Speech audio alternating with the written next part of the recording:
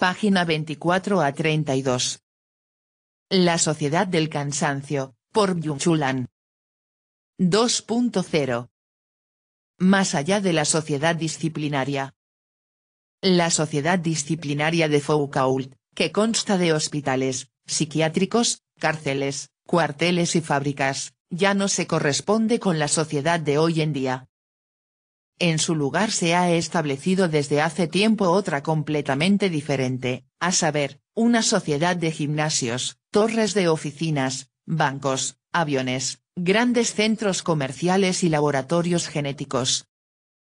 La sociedad del siglo XXI ya no es disciplinaria, sino una sociedad de rendimiento.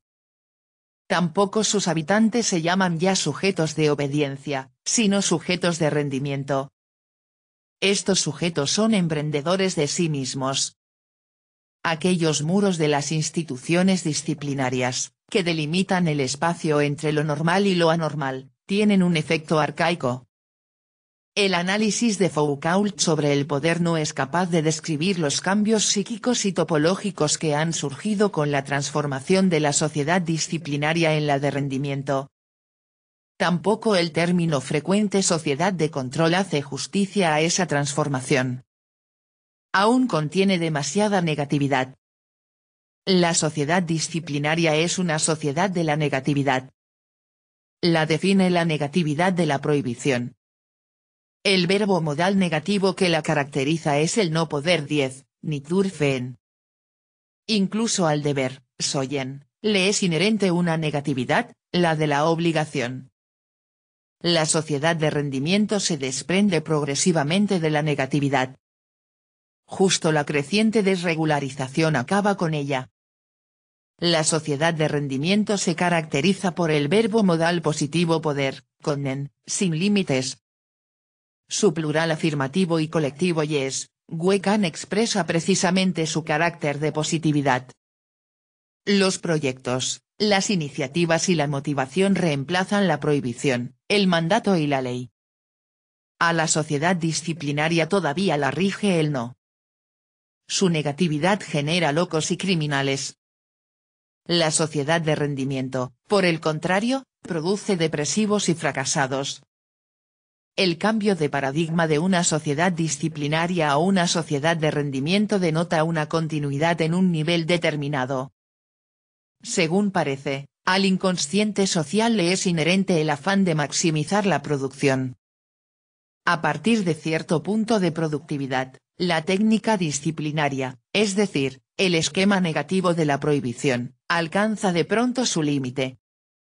Con el fin de aumentar la productividad se sustituye el paradigma disciplinario por el de rendimiento, por el esquema positivo del poder hacer, können, pues a partir de un nivel determinado de producción, la negatividad de la prohibición tiene un efecto bloqueante e impide un crecimiento ulterior. La positividad del poder es mucho más eficiente que la negatividad del deber. De este modo, el inconsciente social pasa del deber al poder. El sujeto de rendimiento es más rápido y más productivo que el de obediencia. Sin embargo, el poder no anula el deber. El sujeto de rendimiento sigue disciplinado. Ya ha pasado por la fase disciplinaria.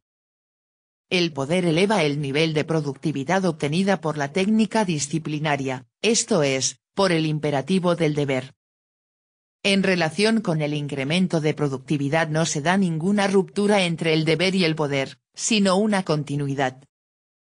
Alain Ehrenberg sitúa la depresión en el paso de la sociedad disciplinaria a la sociedad de rendimiento. El éxito de la depresión comienza en el instante en el que el modelo disciplinario de gestión de la conducta, que, de forma autoritaria y prohibitiva, otorgó sus respectivos papeles tanto a las clases sociales como a los dos sexos, es abandonado a favor de una norma que induce al individuo a la iniciativa personal, que lo obliga a devenir él mismo.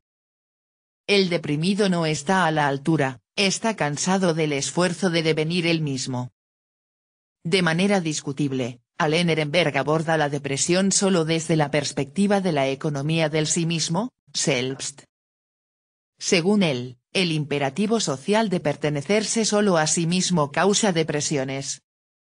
Ehrenberg considera la depresión como la expresión patológica del fracaso del hombre tardomoderno de devenir él mismo.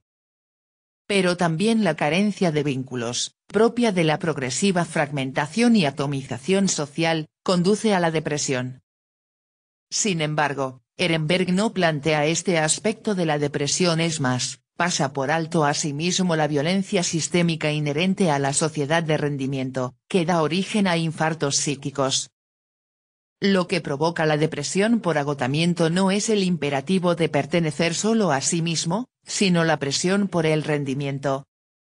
Visto así, el síndrome de desgaste ocupacional no pone de manifiesto un sí mismo agotado, sino más bien un alma agotada, quemada. Según Ehrenberg, la depresión se despliega allí donde el mandato y la prohibición de la sociedad disciplinaria ceden ante la responsabilidad propia y las iniciativas. En realidad, lo que enferma no es el exceso de responsabilidad e iniciativa, sino el imperativo del rendimiento, como nuevo mandato de la sociedad del trabajo tardomoderna.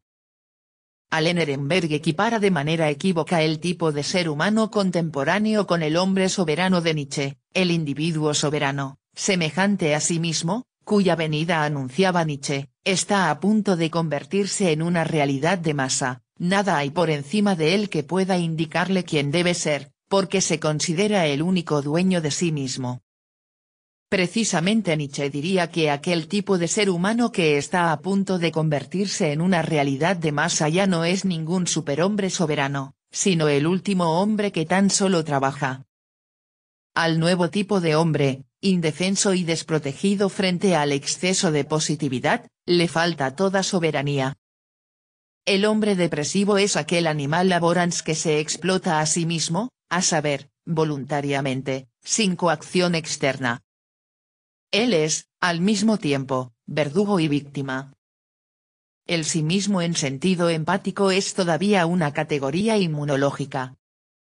La depresión se sustrae, sin embargo, de todo sistema inmunológico y se desata en el momento en el que el sujeto de rendimiento ya no puede más.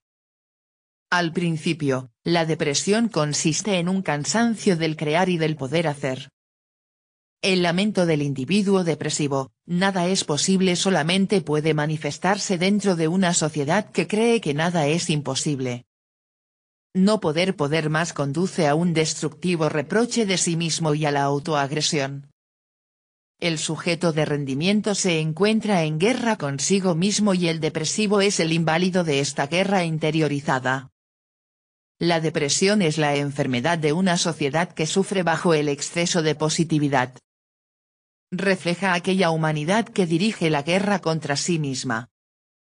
El sujeto de rendimiento está libre de un dominio externo que lo obligue a trabajar o incluso lo explote. Es dueño y soberano de sí mismo. De esta manera, no está sometido a nadie, mejor dicho, solo a sí mismo. En este sentido, se diferencia del sujeto de obediencia. La supresión de un dominio externo no conduce hacia la libertad, más bien hace que libertad y coacción coincidan. Así, el sujeto de rendimiento se abandona a la libertad obligada o a la libre obligación de maximizar el rendimiento. 16 El exceso de trabajo y rendimiento se agudiza y se convierte en autoexplotación. Esta es mucho más eficaz que la explotación por otros, pues va acompañada de un sentimiento de libertad. El explotador es al mismo tiempo el explotado. Víctima y verdugo ya no pueden diferenciarse. Esta autorreferencialidad genera una libertad paradójica, que, a causa de las estructuras de obligación inmanentes a ella, se convierte en violencia. Las enfermedades psíquicas de la sociedad de rendimiento constituyen precisamente las manifestaciones patológicas de esta libertad paradójica. La libertad, en sentido propio, está vinculada a la negatividad. Es siempre libertad de obligación que parte de lo otro inmunológico. Allá donde el exceso de positividad reemplaza la negatividad, desaparece también el énfasis de la libertad, que dialécticamente procede de la negación de la negación.